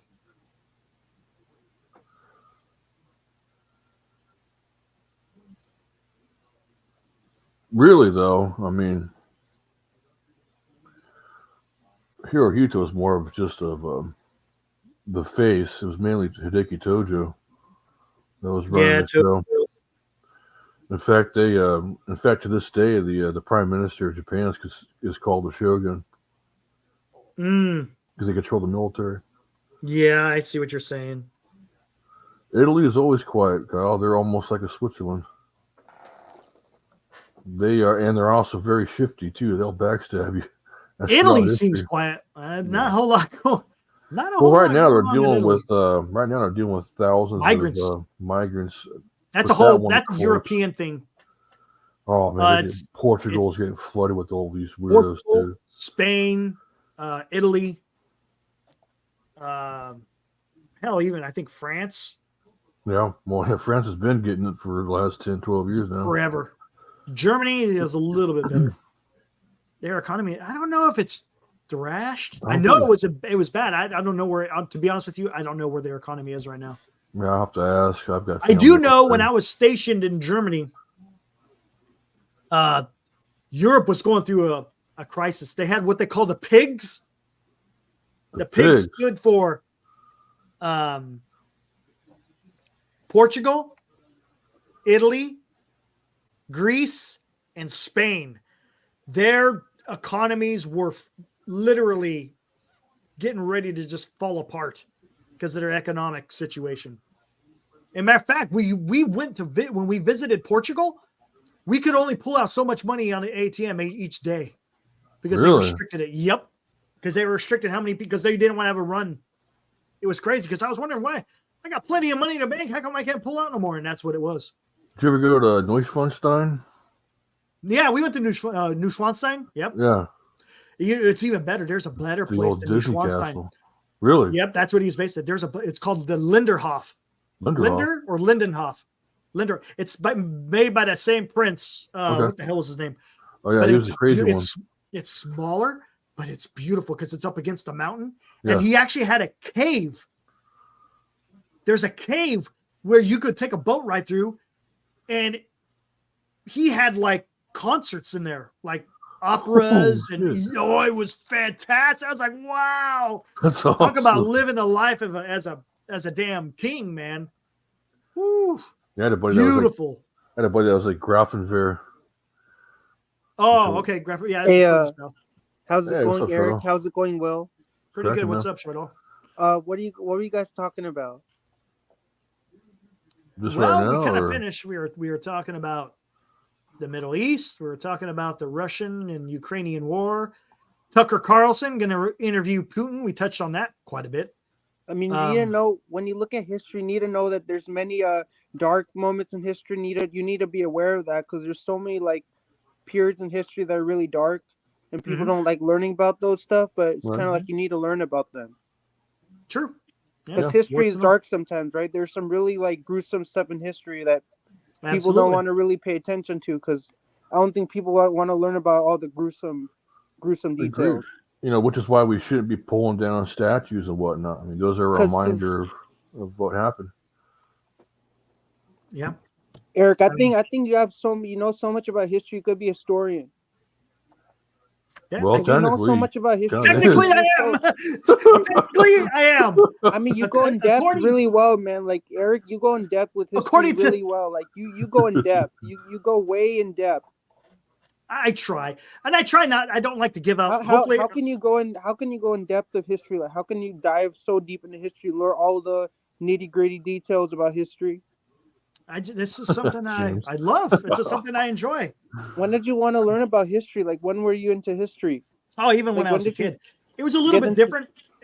Okay, when I was a kid, it was more about aviation, military aircraft history. I love that. I was Then saying, it got yeah. more into just the different history of wars. And then, I joined the Air Force, still had a lot of history. You learn a lot of history, of course, while when you're in the service, you actually learn a lot of the You history do. of that specific Yeah. service. Hey, And, well, what got you into history? Like, were you like as much into history as Eric was, or kind of like not that much into Yeah, it? very similar to what he's talking about. I grew up around with it. I love aviation. And my grandfather, worked on B-25s and Apollo program and all that fun stuff. So that was an easy route for me to take. it's just everything just worked out. I had my GI Bill after I got out. Well, this is what really worked out great for me. Listen, Jim. Hey, I appreciate that. I appreciate it. For me, I really like learning about military history, but I never got into it as much as you both guys did. You guys know more about than I do. I think if I came on, I'll probably like say a little bit about it, and after that, I'll let you guys carry on the talk. Hey, no worries. But here's what I've going. Okay, let me start from the beginning. So I think I talked about this. I was an instructor while I was in the Air Force. So it allowed me, because I got basically my equivalent to an AA degree. They call it the CCAF, the Community College of the Air Force, basically an AA degree. They paid for it for free, even though they paid when you're in the military, you could get tuition assistance with it, which at the time when I was first in was only 75%. You had to pay the other 25%. Now it's 100%. They pay for it while you're in. But at that time, they didn't pay for all of it. But being an instructor, they pay for all of it. So I was able to get an AA degree. So I was able to knock out a lot of general education, my general ed stuff, with a little bit of focus on. Hey, Will. Wait, hold on, dude. Hold on. Let me finish. And then once I got out of the Air Force, I have my GI Bill, and I was like, you know what? I should just go get a damn history degree. And I was able to use my GI Bill to not only get my undergraduate, but I was able to also get my graduate. I majored in history with a concentration in military history, and I was able to get it done. So go ahead, Chardo. Hey, Will, Eric could be like a professor in world history, and you could be assistant professor. Like in college, they have a professor who knows everything, and then there's the assistant professor who's kind of like he helps the professor and everything in the class.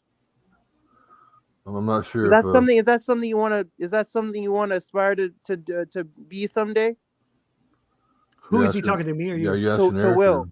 Oh, me? No, man. My career is much different. I'm an insurance guy. See, what's good for Will, he could do this out of enjoyment, right? Right. That's why I'm here. I love this stuff. Yeah, exactly. And that's one thing I loved about when I was going through my graduate and undergrad. I still had some general ed that I still had to do in my undergrad. But for my graduate courses, there was no general ed. It was all Fuck specific. You, James. It's all fun and games.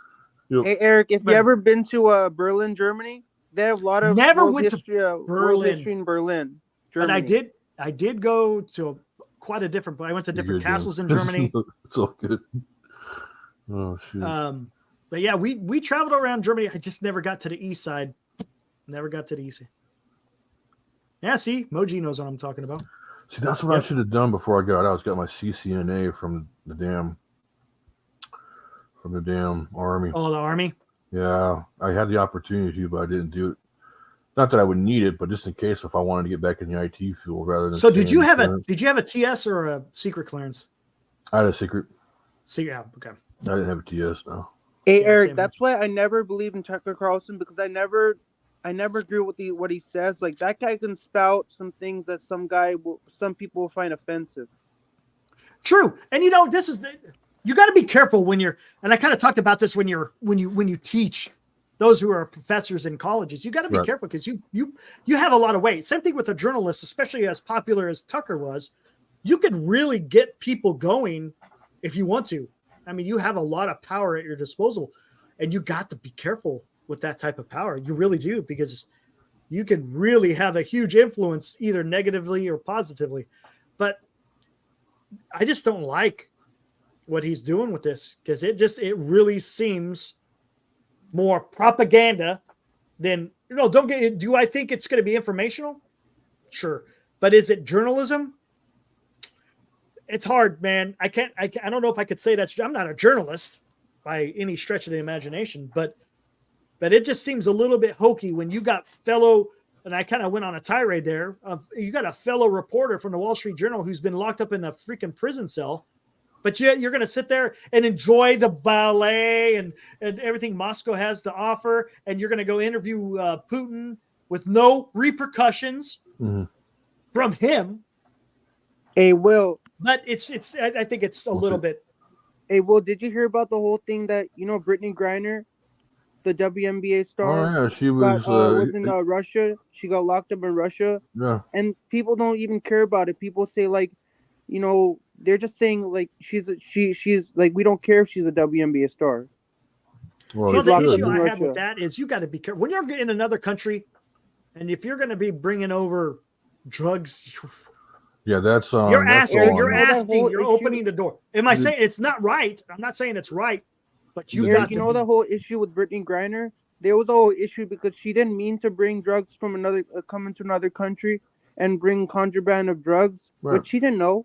She's a WNBA star. How does she know that you don't come to another country and you don't do things like that? But that's not an excuse. I'm sorry. But how does she not know that, right? Like how does she you not have know to that? know exactly. She's a professional athlete. How does she not know that? Right. Secondly, the person they traded her with, Victor Bout. That dude was a bad man. Like that when you're a pro killed a lot athlete, of you need people. to know that when you go into another country, there are rules and regulations of that country, and you can disobey those rules. Oh, yeah. If you disobey those rules, there's going to be consequences it's for your actions. Here's the thing: they try to do that in an Asian country where they have the strictest drug laws. You'll be locked up for life. Yep, exactly. So I mean, you got when to you know. look at China is one of the most countries that have one of the strictest rules and laws. No. You do anything bad in China, they'll kick you out, or they'll worse. They'll ban you from entering the country. That is pretty ironic there, Jim. She 100%. hates her country. Supposedly she's had a change of heart. Oh, really? But I thought Brittany Griner is a true American, a true patriotic American. She really believes in her country. Now. Yeah, now she does. She's a pro athlete. When you get locked up in the gulag, it kind of changes your. It's like an atheist getting shot at, praying to God. All her family members are really worried for her when she was locked up in Russia for periods of time until they got her out. To get on what Will was talking about, they traded a true bad guy for Brittany Griner. It was that dude was an absolute piece of garbage that actually should have gotten gassed. I mean, come on, for what he did. That guy was he was an arms dealer, a Russian arms dealer. I'm sure he's back to his same ways, if I'm not mistaken. 100%, man. He's out there selling arms to the Russians, and it's great. He's out there brokering deals again. Did you hear? I think I sent you the tweet. Did you hear what the Wagner Group is now called in Africa? Oh, I forgot. Yeah, I remember that, but I forgot what the name was. You know what the name is? Okay. The Wagner Group. Okay, who's the Wagner Group work for? Well, that's Russia. Russia. And of course, if you're working with Russia, Vladimir's in there somewhere, right? Indirectly. Hold up. That's why I'm very. Hold up. Anyways, so the Wagner Group, they were fighting in Ukraine. Their leader Prigozhin, he got assassinated. Right. Maybe. In quotes. Who knows? Who knows? I don't know.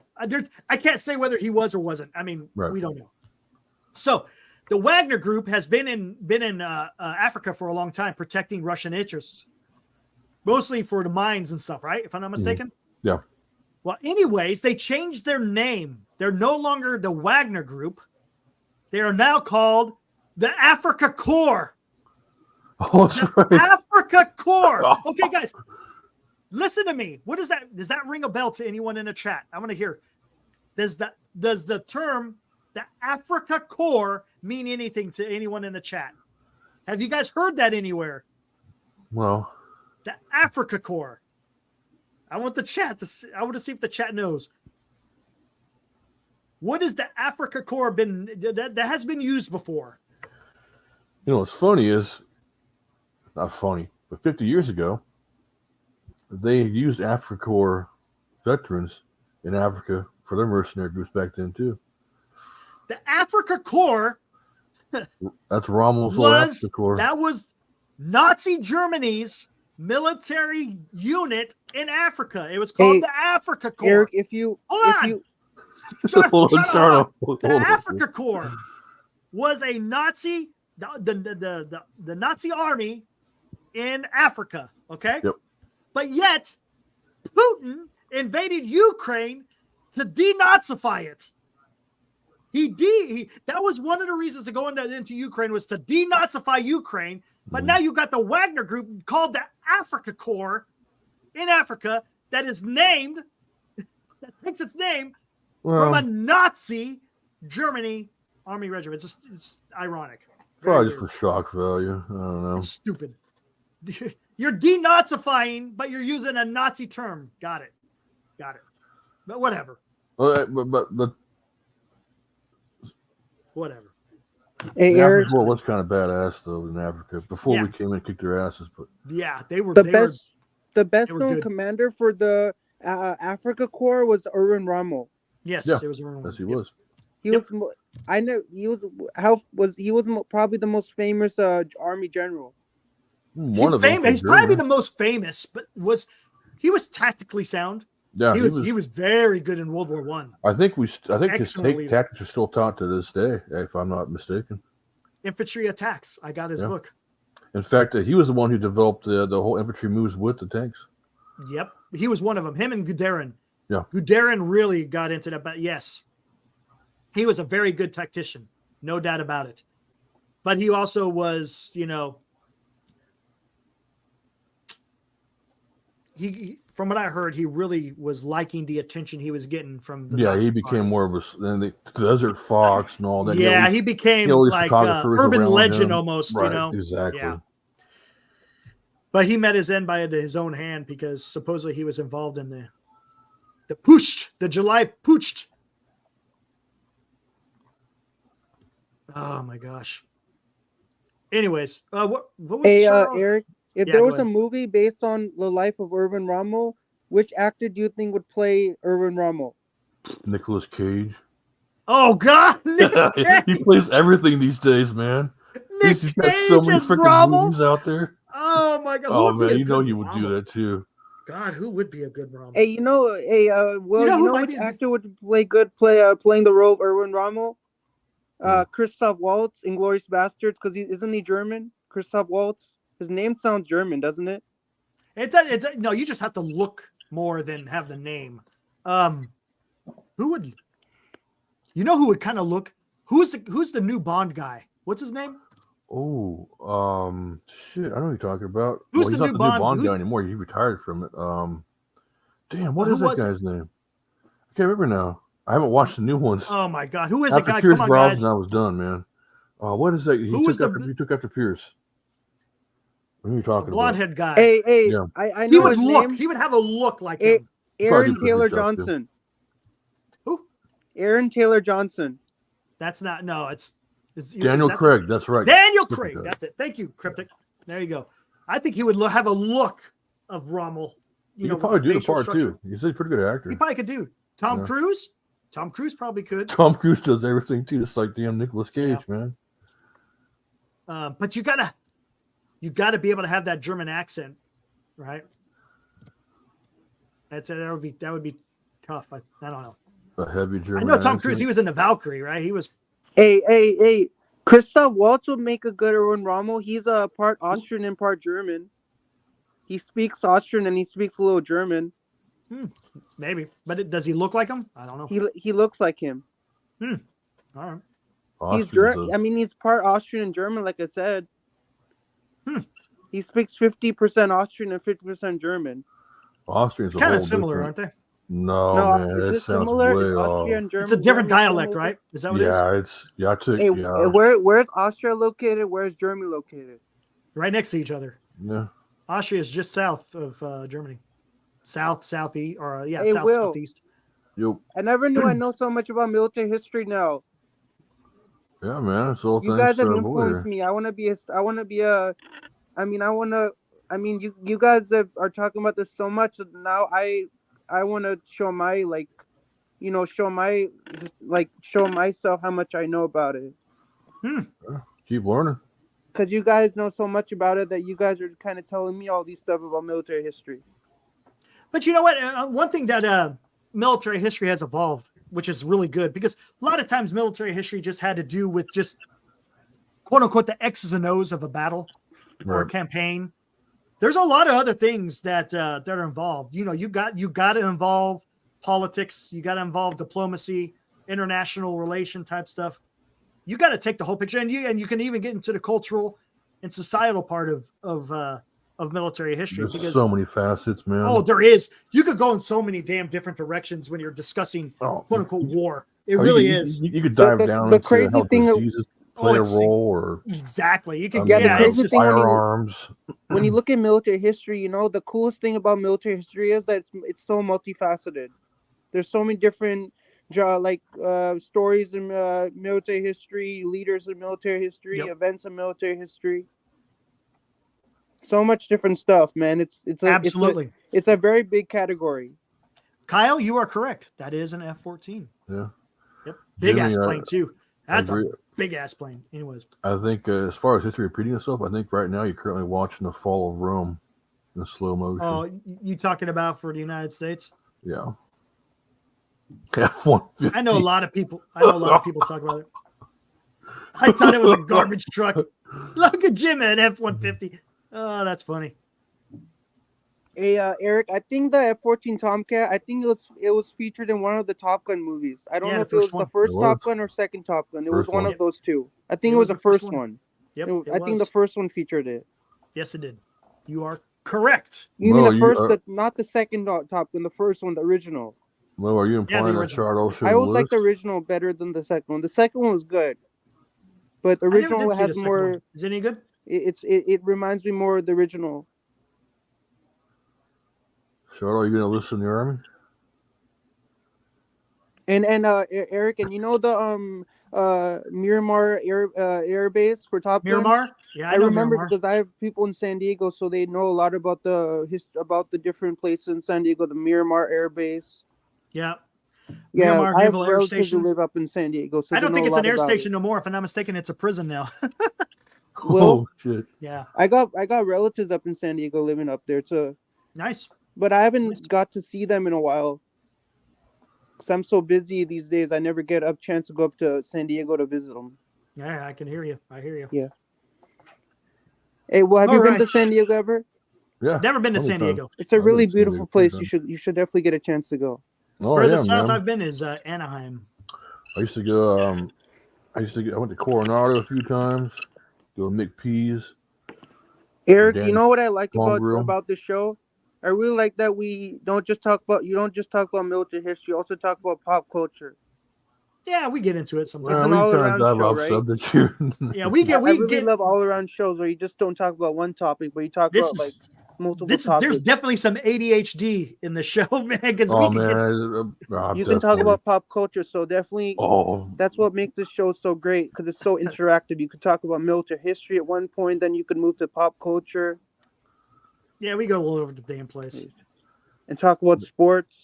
Do I see Germany playing? They're playing a factor. Are you talking about what's going on in Ukraine? They are playing a factor. 80s action movies. Charlotte, what else would you be if you joined the military? What would you I do? don't want to join the military. Why not? Because it's just like it's too risky, you know. Like your life is on the line, and I don't want to die. Hey, that's fair. Well, That's fair. there's no war right now. But I mean, when there's war, I don't want to die. Well, I've seen how tragic wars can be. People lose their family members, they die. It's a very somber moment to get into the army.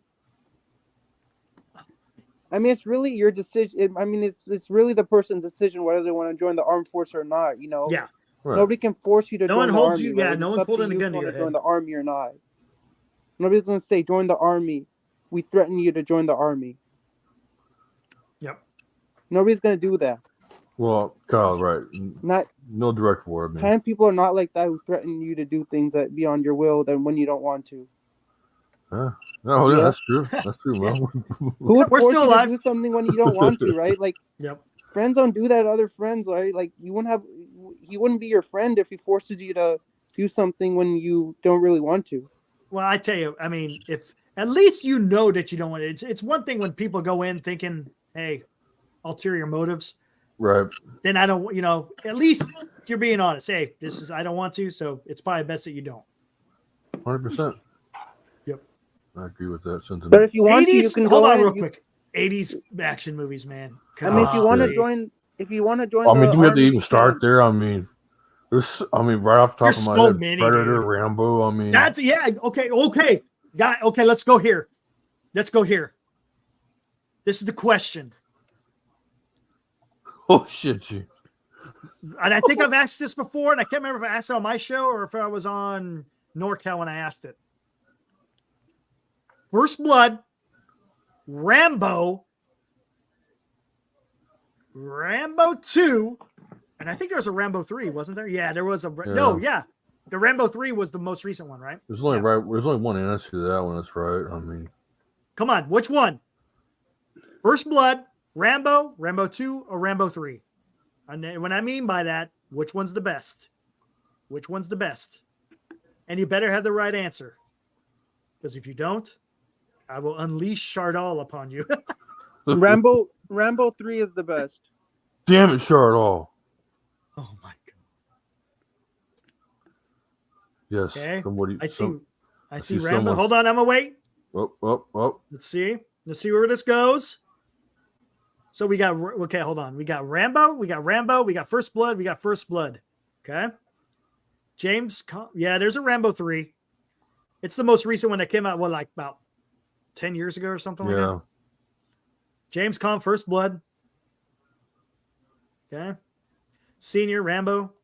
Okay. Okay. This is subjective, of course, guys. Yeah. You guys can have whatever. There's only one. That is the gotta best. be First Blood. Is it Rambo 3? First Blood. It's gotta be The First. First Blood is it's excellent, man. Oh, that was the movie right there, man. First Blood. Don't get me wrong, Rambo was okay. Mhm. Rambo's okay, but First Blood, man. Oh my God, that was great, man. Here's Sylvester Stallone on his motorcycle, just minding his own damn business. Gets pulled over. You get this rogue sheriff who treats veterans like a bunch of pile of crap, and he just goes ape shit against them. Yep. Ape shit. That sheriff picked the wrong guy Eric, to mess with. I didn't realize First Blood that is First Blood there was you go. the first installment in the Rambo series, and then it went First to Blood Rambo was the 2, first one in It was Rambo. what? and then it went to Rambo 3. Ooh, Bloodsport. What was Rambo's full name, including middle initial? What was the middle? Come on, what is it? What was? Oh, you guys can freaking Google it. What am I talking about? You guys know. Hey, Eric, I know the answer. What is it? John James Rambo. Oh, see, yeah, he Googled it. John J. Rambo. Yeah, Siri for that one. Come on, man. God. Damn, that was a great movie, though. I loved it. When he did all the boo-boo traps in the forest. Mhm. Oh, that was the best. And then, loved it. Eric, Loved it. you know, when you look at Rambo's character, his physique, it probably took him months and months to get that muscular physique that he has. I don't think in the so. movie. He was pretty big in Rambo. It probably No, wouldn't would take you him see all the much. muscles Or, that he not had Rambo, for the movie? Well, How long did it take Rambo to get all the muscles? he You know, was all all- the physique and the muscular. Charlotte, he body. was already a Blood- bodybuilder. He was a Blood bodybuilder. sport. Yes. The facial expressions of John Claude on that. Oh my Oh. god, dude, it was crazy, man. Oh, and they slow moed it every time. He's sitting It's there like, doing the splits in his room, doing the splits on the doing that weird yoga crap. yeah. What were your initial thoughts about Carl Weathers passing away? Oh, You yeah, son that's- of a bitch. Feel him. You know my favorite character of Carl Weathers, Chubbs Peterson, the Happy Gilmore golf Oh, instructor. come on, man. You can't go there. Can't go there. Blood sports. Yeah, that's a good right. movie, Can't go too. where? He was special forces. You're saying I Special can't go forces. where? What were you? Oh, what did you just say? I can't remember. I said Chubbs Peterson. Oh, Chubbs. Yeah, come on. Come on. As far as him, man, you got to put the Rockies in there. Are way better. Yeah, even Dylan. He was way better as Dylan than he was as freaking. What was this? Chubbs. Chubbs Peterson from Happy Gilmore. Yeah, Dylan. was Oh yeah. No comparison. what was the best action of Arnold? Will, Yeah, Top- Commando. top Predator. 5 comedians. Who are your top 5 comedians? Oh, come on. Action Jackson. What's Action Jackson? That was another movie with Carl Weathers. Which, I never watched that movie. Okay, we need to go back to Schwarzenegger real quick. Yeah, the only Yeah. movie I know about the only movies I know about Carl Weathers are Happy Gilmore and that's the only one. All right, And hold on. Here we go. Rocky. Cobra. You know that is an underrated movie. That A is little bit. It's dark. It's a dark movie. okay. it's a- Hey Will, have It's you a watched dark Cobra movie. Kai? no, I'm that's not. no. This is different. You don't like Cobra Kai? Oh, I don't. Karate I've Kid? never You don't seen like it. Karate Kid? He had the laser sighted I watched pistols. Karate Kid. Do you like Karate Kid? What was your favorite? It's weird. They made like 3 Karate Kid movies, but I think the first one was the best. Over the Oh. top. I forgot about Over the Top. The I'll- thumb. How many people I'll did give you the one thumb? better, Chardo. Kyle, How many Kyle and I people are the did same the age. thumb and thought that was going to give them the ability to win an arm wrestling match? The thumb. the 3 ninjas. You ever Hey. seen that, Chardo? Oh, Eric? man. Eric, you know what you remind me of? You remind me of a bomb that can explode at any time. Well, that's kind of just about everybody, to be honest with you. No, I that's mean, what Eric is. Like sometimes you can say something that's so that one comment and it just explodes. You're like a man, bomb. that's great. Kyle, what Eric about the is 3 like a ninjas, bomb. man? That was fucking awesome. You know, like Hold when on. somebody Hold uses on. a bomb and it Okay. it The explodes. best part because We Terminator gotta was go back good. to Schwarzenegger. We go back to Schwarzenegger. Well, shit. Terminator? You saying Terminator? Terminator was good. I'm trying to think. Okay, Predator. let's go. Let's. Okay. You got Commando. You got Predator. Predator was, I think, to me, The is Running Man. Last Action Hero. I'm not. That's a damn good movie, man. Hey, My childhood, man. Eric, you know I love Hold on. my Terminator and Terminator 2. Hey Will, you know my favorite song from the first Terminator movie was? What's that? Bad to the Bone. Yeah. George Thorogood. Twins. You know when he goes into the bar and he takes True Lies. Kid you know. Lies. he takes the gun from the guy and then he takes other stuff from the guy in the bar. He Yeah. steals all his I stuff, want your clothes. leather I want jacket your and everything. keys. his motorcycle. Remember that, Eric? Yeah, From if you Terminator watch 1. the movie, Remember that that's one of scene the where he best walks scenes in into the movie. bar and he takes the gun, the leather jacket, the motorcycle, and he Right. rides away on his motorcycle, and the guy shoots at him from the Total distance, Recall. and he gets him. Total Recall. That's another one. I think mine's Predator. There's something about Predator. Yeah, I'm going with Predator, dude. That is Man, dude. kill me. Come on, kill me. Yep, I love it, man. Go to the chopper. Come on, do it now. Come on. I'm right here. You do a great impression of Arnold Schwarzenegger. It's okay. Could be better. No, you should be Arnold Schwarzenegger's voiceover artist. You know the Did you people ever- do voice. You know in movies people do voiceovers for all the actors. You should do that. I don't know about that. No, see. This is what Dan always says. I'm patronizing Eric. That's what Dan always says. Stop patronizing me. No, that's what Dan always says whenever I say something that he says that. Remember when he was saying to that song by Eddie Money, and I said you're a great singer. Dan said I'm not that great of a singer. I'll get buzzed off in the first time. You're patronizing me. Conan the that? Barbarian. Oh hell yes. Yes. Remember Wilt Chamberlain was the bad guy?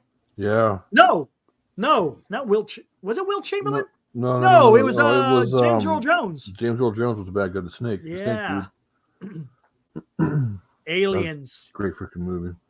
Hey, Will. Not so much Alien, but Aliens was great. Eric can. Game Eric over, can, man. Game over. In case Well, some of you are not Eric- on current events, we just got our asses kicked. Eric I can love Bill it. Paxton. Bill Paxton. Yep. Hey, Will. Oh. Eric can be funny sometimes if he tries.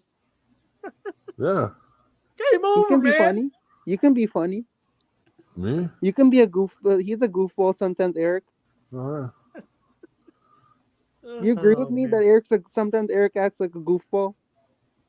You got to, Sometimes. man. You can't be all Space hardcore Force. 24/7, man. That's not no Yeah, way you to gotta go be about life. act like a goof sometimes, right? Yeah, man. You gotta joke be a around little light sometimes, about right? things. You You can't Rocky take life IV. too seriously. Like you Drago. got you. I must break you. Yeah, that's a good one. Yeah, sometimes I act a little silly too. That Sometimes was- I go off the rails. Yeah, man. Gotta Rocky keep it light. 4 was Yeah. all about the Cold War right there. That was Russia or that was the Soviet Union versus the United States. Hey, Eric, are you still Dan's sidekick? Yep, I am. You are. It's like Dan is Batman and you're Robin. Yeah, something like that. Because isn't Robin Batman's sidekick? He is. So you're like Robin then. Yeah, So similar. why can Dan not dress up as Batman and get a Batman costume and wear it, and then you should get a Robin costume and wear it? We may have to resort to that the way that the Giants are going. Oh shit. Because you're Batman and Robin, right? Yeah. All right, Shardo, Tell hey, I'm Dan gonna let you that. go because I'm gonna get ready to close it down. All righty, Can you buddy. tell Dan that you're Batman and Robin? Can you? When you come yeah, I'll on the tell him. NorCal Sports Network, can you tell him that? Hulk Hogan Sure, I'll versus tell him. Sergeant Slaughter. What- all All on right, the Shardo. Hey, thanks for show. joining, man. We'll catch you on the next one, buddy. Hey, Eric and Will, it's great coming on. Yeah, man. All right, you bet. Have a good one, Shardo. Take care, Shardo. See you Have a later. good one. See you. Bye. Peace. All right. That was the great Shardo, ladies and gentlemen. I appreciate it. Hulk Hogan versus Sergeant All right. Slaughter. Hulk Hogan versus Sergeant Slaughter. How did think about that? That's kind of like, who do you decide? Sergeant Slaughter? He's American, right? Right. Hulk Hogan. I am a real. He's the real American, man. That's tough. That's tough. All right, here. Let me start the music. Yeah, this was good. We still got 14. Hanging out. Yeah, that's what we do here. Just kind of talk about stuff. Like I said, I'd like to try to make sure what I'm talking about is not fake news or anything like that. I don't Right. say I don't know. If I kind of got a clue, I'll say I got a clue. Do you want to go on after the interview thing with Tucker and Pooh? That's what I'm thinking about. Yeah. After he be a good goes idea. on. Yeah. Ooh. I wonder if he goes on at halftime of the Super Bowl. You think so? You think? Or maybe right after? I don't know. That's Maybe. going to be interesting what he does. Because I don't know if it's already been done. I'm guessing it's already been done. I'm sure it is probably in post production by now. Yeah, probably. He's been there yeah. for what already a week and a half. So Yeah, yeah. I definitely would like to come on after he has that interview, or after he airs it. Should be interesting. It sounds like it's going to be on his website before it's going to be on Twitter. Maybe we'll see. Yeah. All righty. Well, guys, like I said, appreciate you guys supporting in here. Listen to us talk. I try to involve you guys as much as possible, because I think that's the way it should be. I think it's a lot more enjoyable. Got to Most involve definitely. everybody as much I as agree you with can. that. next time we're gonna kind of be on the same topic a little bit. We'll just see what I'm interested to see what Putin spouses. You know, it ain't gonna be, I made a mistake, I shouldn't have done it. It ain't gonna be that way. No way in hell is that gonna be coming out of his mouth. So it's gonna be interesting. Oh yeah. And yeah, we'll see if Tucker actually interviews Zelensky. That should be interesting. That would be really interesting. That would be interesting. I'm already having heart attacks on the phone. Oh my gosh. Yeah, man. Everyone's all getting pumped up. Getting pumped up. Yeah, tomorrow on NorCal Sports we'll be getting into the football. It should be a fun show. We'll have a few people, Bay Area Baller, Los will be on, of course, me and Dan, and then I guess he's going to try to get Ryan. Should be fun. Oh, right on. I haven't seen Ryan in a while. Yeah, he's going to try to get him on, so we'll see how that works. All right, guys. Again, thanks. The next show will be after Tucker Carlson airs that interview with Putin. I'm afraid of that, Jim. They already chose who they want, so yep, I think you're right. They might. That may happen. It's not out of the realm of possibility. We'll see. We shall see. Thanks, Mo. Right on. I appreciate it. We'll see. Like I said, look for us after the interview. Yeah, that's probably going to be here probably at the next. Maybe he'll do it before the Super Bowl. Who knows?